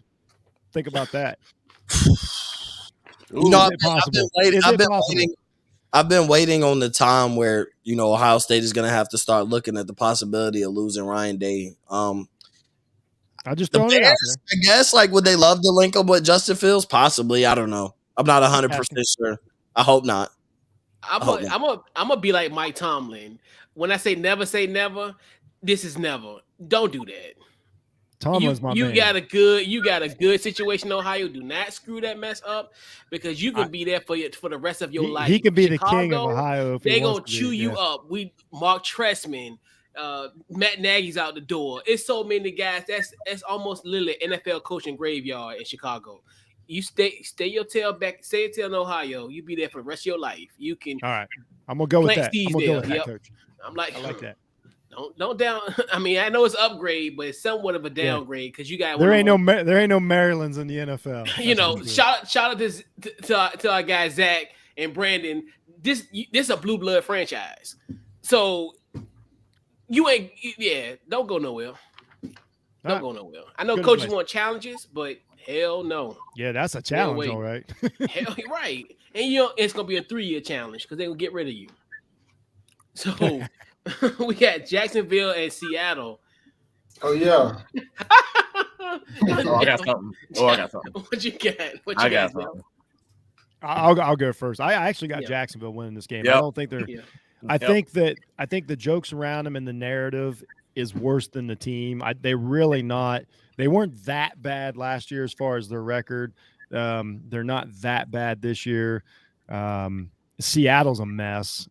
Geno Smith hasn't started a game in forever for a reason. I got Jacksonville winning. I don't think it's gorgeous. I don't think that it's like Lawrence's coming out party, but nobody on this panel right now would take Geno Smith over Trevor Lawrence as their quarterback, like tomorrow, and let alone for the future. So Jacksonville's got the quarterback advantage for the first time, maybe second time this year. So yeah, I got Jacksonville winning, covering. Oh, Mo, what you got? I'm taking Jacksonville. You know what I'm saying? I just think I don't know. Like I said, I'm with Jeff on everything he said. I'd take Trevor Lawrence over Geno Smith, and the Seahawks just kind of suck. Like Russell They're really Wilson, not good. He's just masked all their problems, and so when you take, and I know like there's certain things like there's certain guys like a lot of teams aren't that good without quarterbacks, but like you look at like Dallas, like you take away Dak, and we'll see like there still might be some production there. There still might be some good signs where like you took away Russell Wilson and they turned to literally like the Detroit Lions that quick. Yeah. They turned to the Detroit Lions with DK Metcalf and Tyler Lockett. Like that's what they are. Like Jared Goff is probably looking like, man, I wish I could have DK Metcalf and Tyler Lockett. I'd probably be a lot better quarterback than I'm gonna keep saying throwing to Quintez Cephas. So yeah, I'm gonna take Jacksonville Jaguars. They get win number. What is this? Win number 2? 2. Yeah, Urban Meyer secures his job for another year with this win. All right. Bad. Yeah, I like us kind of not easily because we're playing in Seattle and it's the 12th man and we're the Jaguars, so we're gonna make it difficult. But I think we should win this game easily. Their defense is not good. Our offense isn't the best, but we've gotten better week by week. Our offensive coordinators are like just protecting him better, doing stuff that fits him better, having him on the run, adding some running plays here and there. I think that everybody's just doing a good job overall, with his development. And I just think that we're playing good football. And if we lose to Geno Smith, man, there's no hope. Even though they've had close games with the Saints and the Steelers, but I just think this is a game we should win. I know with Russ, there's no question we lose this game, but I just got a feeling we win. There's not much explanation behind it. The Seahawks aren't very good, and our defenses isn't very good, but they're not very good. And I don't think Geno's going to be able to get his playmakers the ball, even though DK had a play or two last week. But I like the Jaguars by, I can't say more than a touchdown. I'd say by 4. Okay. JP, what you got?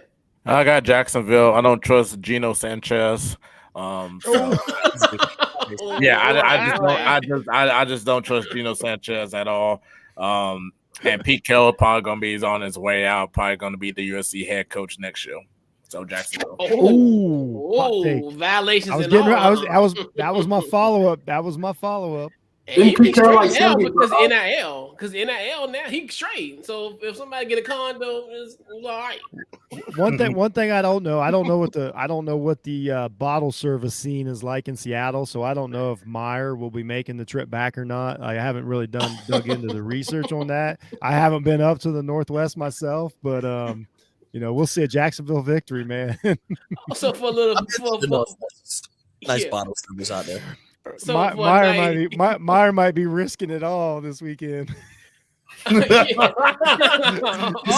get Halloween action, huh? It's a little trick. You can't get farther away from Jacksonville than Seattle. Like that's as safe as it's going to get. Unless Anchorage, Alaska, gets an NFL franchise. Meyer, this is as safe as he's going to get. Yeah, but yeah, Thad, I'm gonna get the Jacksonville. You guys get your first win on American soil, so congratulations, Thad. You'll get that win. It's serious. Man, you got some marks from that backhand. No, it is the truth, though. Deployment to go get a win. That's what happened, bro. Y'all about to come back to American soil to get you a win. Seattle's barely in the U.S. It's sad, though, bro. Yeah. Are you trying to say that victory, like there was some sort of exchange rate issue? That's our second home. Yeah, right. That's true. Yeah. That's true. Absolutely. Well, don't let him talk to you that way. We got Washington versus Denver. We got the Washington football team versus the Washington football team of the West. Jeff, who you got?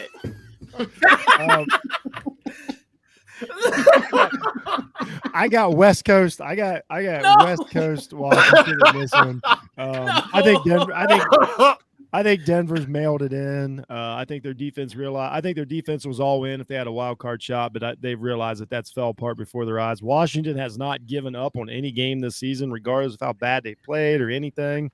So I think just effort alone, the football team gets this one. And I don't know if it's going to be close because these teams aren't good, but I don't think it's like I think Washington wins it handily. Yeah, Mo, what you got? You know what? You picked Dallas, so I'm gonna rock out with you, Couch Coach. I'm gonna rock out with you. You picked Dallas, so I'm gonna ride with you. I'm gonna take Washington. You know, There you go. they say Von Miller might be traded.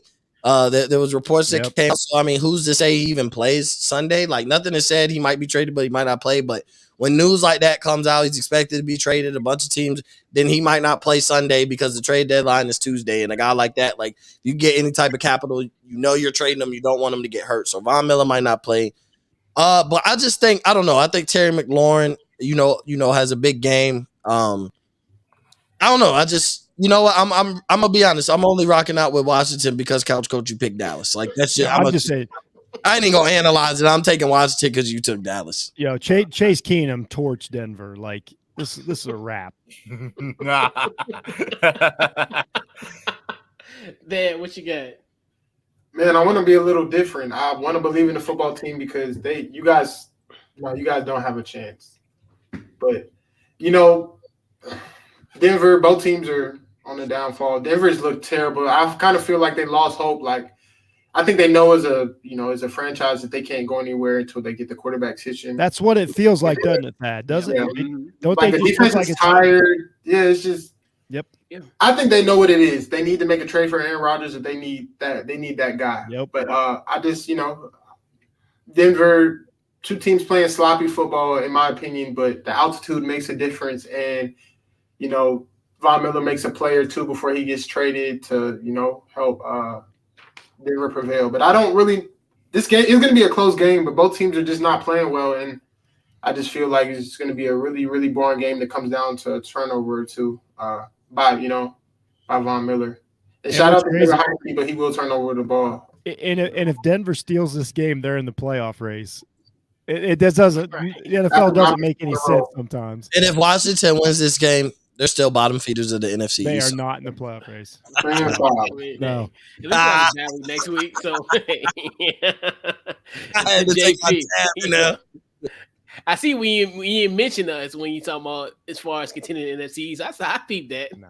Yeah. Let me talk about it, bro. Yeah, JP, what you got? If Tim Tebow plays in Denver tomorrow and suited up, I will take Denver. But since that's not going to happen, I am going to take the Washington football team. You trust Tim Tebow more than Teddy B? No, I'm just joking. It's just a joke. I'm like, whoa. No, calm down. I'm just saying, if Tebow suited up, I'll take Denver. But nah, the football team, both teams are not that great. Denver's on the downfall. Like I said, Von Miller's on the trade.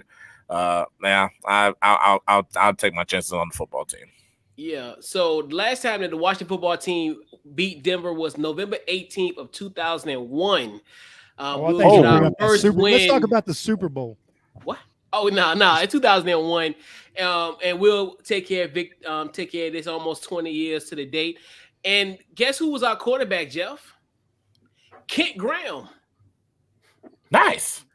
See, and they say Ohio State quarterbacks can't succeed. What they correct. Shout out to Kent Graham. Right, correct. Here's what's funny: we had 2 Graham quarterbacks. I believe we had 2 Graham quarterbacks at once. It was so confusing. It was we had. I'll tell you what, Jeff Graham though was a receiver on that team. That dude could ball. He had a little stint in the NFL. Anyway, he filled in for Tony Banks. I guess you might be Tony too young to remember Tony Banks. Michigan State. Yeah. You know what? Tony Banks was a big deal though, because that was still back when we're like, I don't know, like, can he play quarterback or not because of his look, if you know what I'm saying? Yeah. He had a nice run. I think it was it St. Louis that also gave Tony Banks a shot? Yeah. Shout out to Tony Banks. Yep. Tell me how old you are without telling me how old you are, Couch Coach and Jeff. It was great times. I'm old as hell. You know how old I am? I can remember. Coach, I'm right. 1987. Doug Williams, the best third quarter in football history against John Elway's Denver Broncos. Yep. That's a Washington Denver Broncos game that I remember. Changed my life. My life. I'm just like little 12-year-old Jeff running around being like, I told you. You know what I'm talking about. I told you. Oh yeah, Shout out to Doug absolutely. Williams. Shout out No to Doug doubt, no Williams. doubt. So, fellas, they got the New York Football Giants versus the Kansas City Chiefs on the Monday night. Jeff, what you got?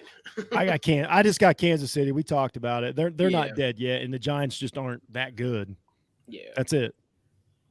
This is Mo. a perfect game. Let me say this is one of these games where Mahomes is going to thrive because he can go out there against a lesser team and look great, and he can get them stats back up to where they want to be and have a lot of fun and finger point and his boys on the sideline TikToking, like everything. This is you're going to get the whole Mahomes family package this week.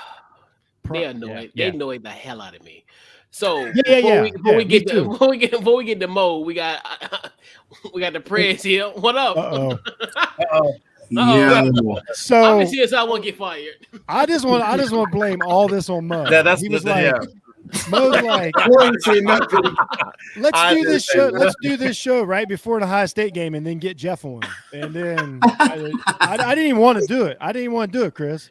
What? Okay. You know what? I was reconsidering Mo. Going to demote him, but you know what? I changed my mind. Miami's winning. The Hurricanes are winning. They just gave a touchdown. It's a great day for you. It's a great day for you. I'm feeling all right now. So where are you at in college football when you're celebrating a lead? Hey, man, it's a record opponent though. It's been that type of year where I have to celebrate the leads. Hey, I'm on their side, man. I'm on their side. We're the underdogs against a ranked team, so. Right. Yeah, get them. Crazy. And a God-given quarterback at that. They say he's God's gift and Kenny Pickett. So yeah. Oh yeah. Heisman.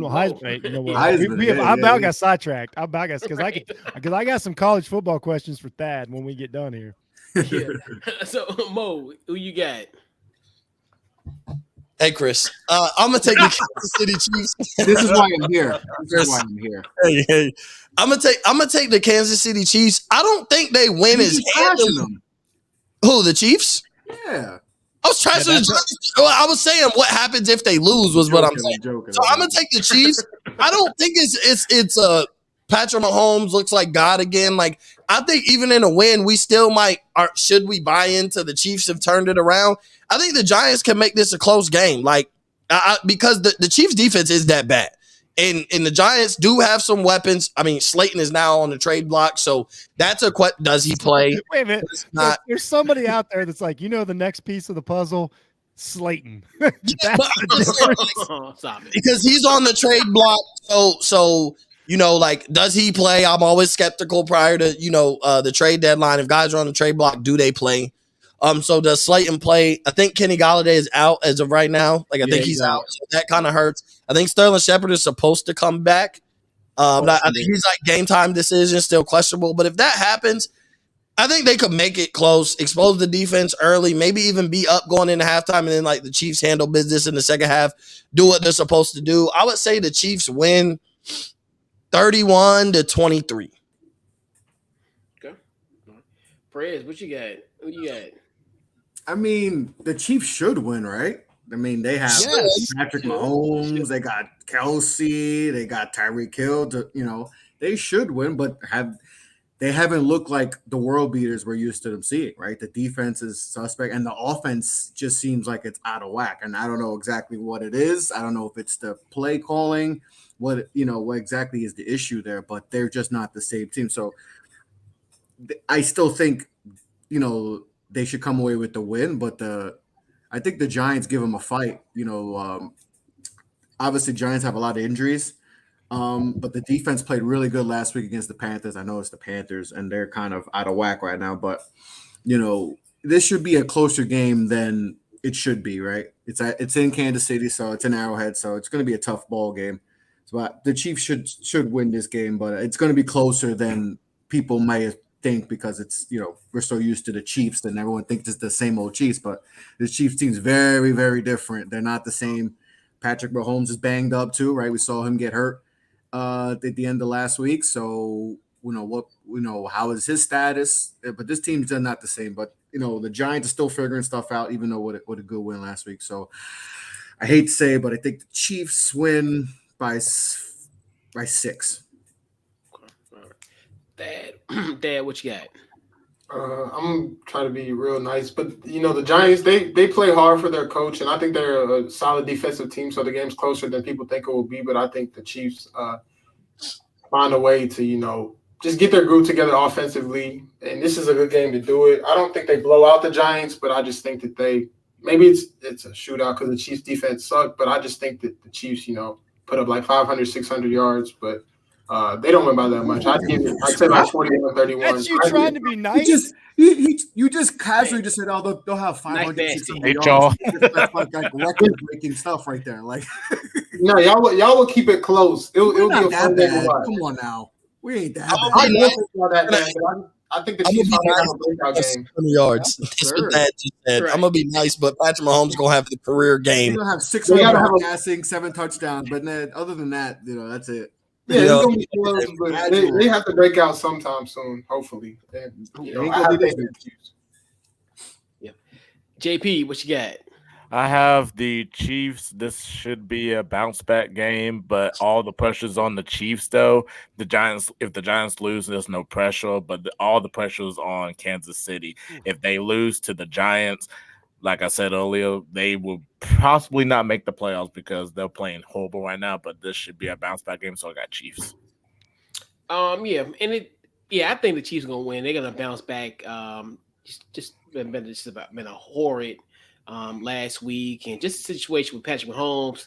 I don't know, something about that concussion. Even though he was cleared last week, I didn't like that. I didn't like that he was cleared. It was something about that concussion that kind of set wrong with me last week. That was one of them Ben Roethlisberger hits. Like yeah, that's what I kept thinking is like this. But just real quick, like to end this discussion, the Giants average less than 20 points a game. Is there a world where we see the Chiefs can't score 21 points Monday night? The thing I don't. Yes. Can the Giants score? What's Giants max? Like Giants are playing against air and maybe 3 miniature Mike Dickens. They score 28, 35 maybe.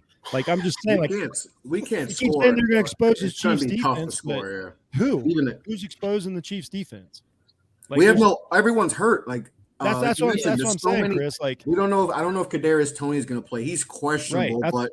That's what Galladay's out. Galladay's been a bust so far. I know it's early, but that's been a disappointing signing. Well, because you got to have a certain type of quarterback to make that guy look good, and they just don't take enough chances down the field. And that's Galladay's kind of a deep threat. That's what he was in Detroit, But Ingram's questionable. Not that matters. Not that he's a difference maker at all.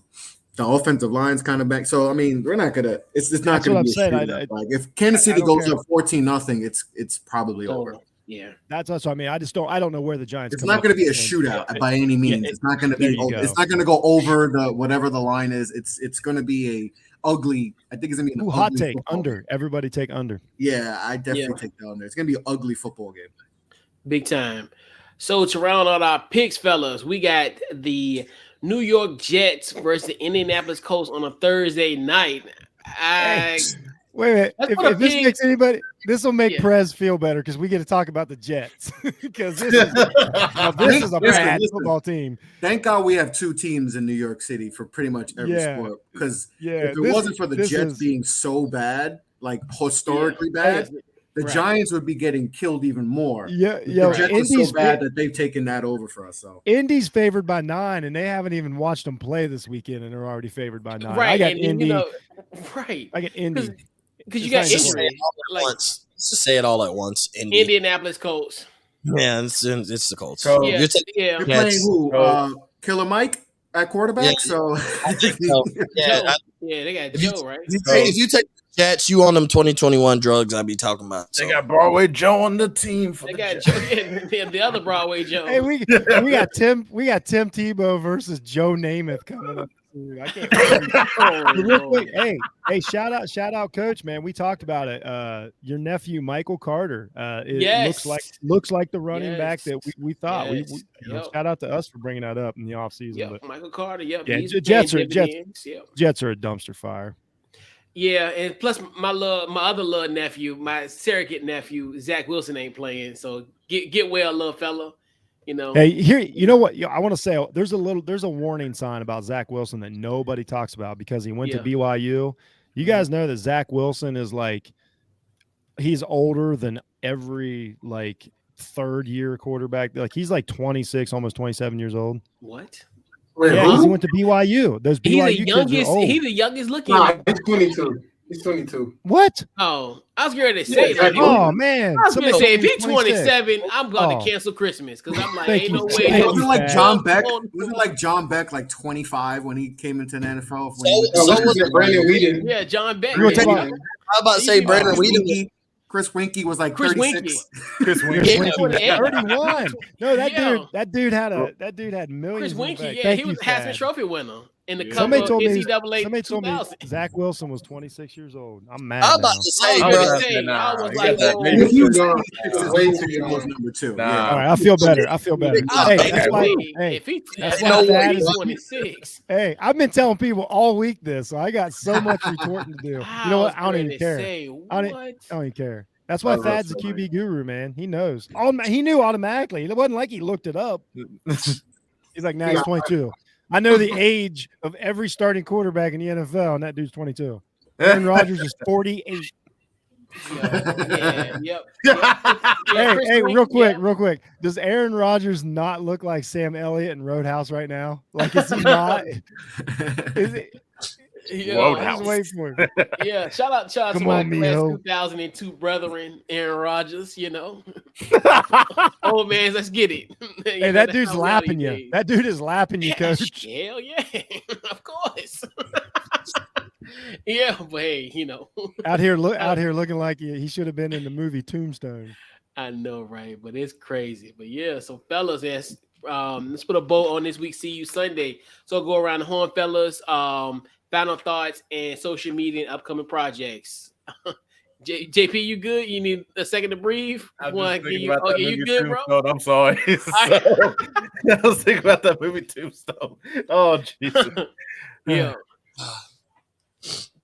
Oh yes, me. My final thoughts is these are games. Well, like some of the teams that will like, are they good? Are they bad?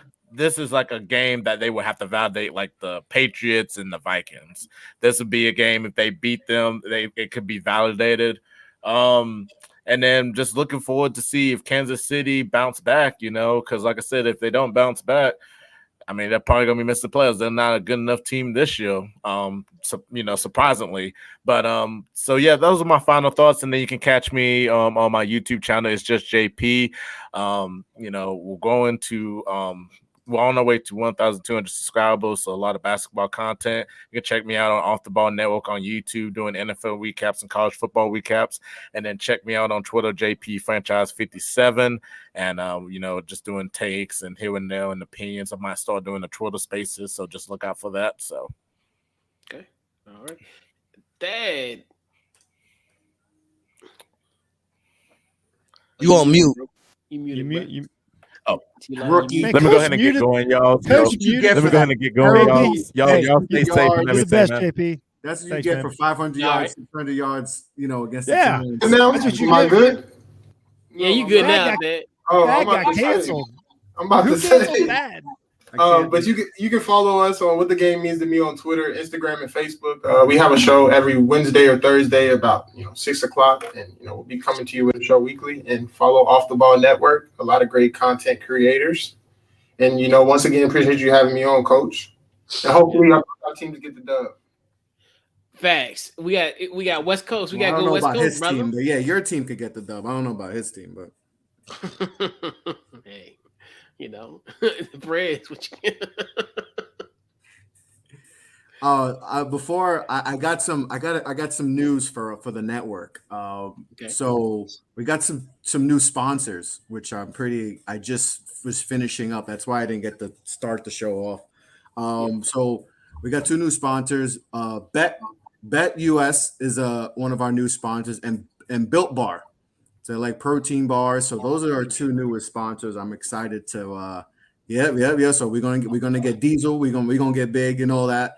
So I'm excited about getting those two sponsors with the network. I'll have more details and you guys would be informed on everything. But I'm excited that we'll be partnering with those two 2 new sponsors and excited for that going forward. So I just wanted to break that, before we sign off on See You Sunday. Okay. And Jeff, flex again. I thought I seen the gun show. Okay, Jeff. Okay. Scrawny big. He's flexing on Cleveland. That's for Cleveland. Scrawny, yeah. He's showing Cleveland what he got. That's you, Baker. This is for you. To be fair, I look eye to eye to Baker. I mean, I'm just saying. You probably throw better. You probably throw farther than him too. I got 2 shoulders. You jealous, Baker? No, man. More importantly, I'm Jeff Deep Sports. I do the college football playoff rankings and the NFL rankings for the network every week. But just go check out offtheballnetwork.com. Find out all these guys, listen to the shows. Get at us. That interact with us. We love the fans. That's why we do this. But just my message would be: you see how much fun we have doing the show. Enjoy watching football. Sometimes we get so bogged down in who loses the games and negativity and a team loses, they're horrible, and it's just it's not like that. It's just a wonderful game that we get to watch and analyze it and have fun, and don't take it too serious and enjoy it for entertainment that it is. Just enjoy football, because that's what we do at the network. You're not going to tune in and hear us bashing teams, week in and week out. You're going to hear us pointing out why a team won or why a player's good and things like that. So just positivity when you're watching football. I promise you, for instance, I'm watching Michigan State right now. I hate both these teams, but I'm going to enjoy the game. They're 20-year-olds out there playing a game, for my entertainment. So that's it. Check out offtheballnetwork.com, man. These guys are killing it. You guys are the best, man. Yeah. Mo. You can follow me at Mo_Cheese15 on Twitter, Instagram. Up at Flames Pod on Twitter, Instagram. Check us out on Off the Ball Network Mondays on Dash Radio, starting at 11 a.m. Eastern, kicking off with Up in Flames, going till the last show is at 3 and ends at 4. So 5 hours straight of basketball content over there on another Burnett channel on Dash Radio. And as far as final thoughts, enjoy the NFL Sunday, like Jeff said, but more importantly, enjoy the butt whooping that Penn State Nittany Lions got to take by the Ohio State Buckeyes tonight. Prime in all red, baby. We coming out in all red. Slat. Ohio State Buckeyes cover and win big tonight. So make sure you enjoy that. Yeah. Pretty emphatic. Was that necessary? Look at Jeff, look at that. You broke my camera. You broke Jeff's camera. Right. Jeff needs cameras. But I thought that was a part of of Jeff's little thing, but I was like, remix. What? But like you said, Jeff, great point as far as just enjoying football and and everything in sports and everything. Because at this point, I don't, in the words of Joe Namath, I don't care about the Washington football team struggling. I'm just here to have fun and enjoy and being amongst the brotherhood here off the Ball Network. Facebook, Twitter, Instagram, On the Couch Coach Live. Also check out the podcast anywhere you get your podcast. Apple, Spotify, you're there. And so that's it for me as well. So fellas, once again, another great show. Great way to get into November. We ended the month strong. Looking forward to November and the rest of the NFL season. So for all the fellas here at Off the Ball Network, man, we'll catch you guys next week and see you Sunday. Yeah.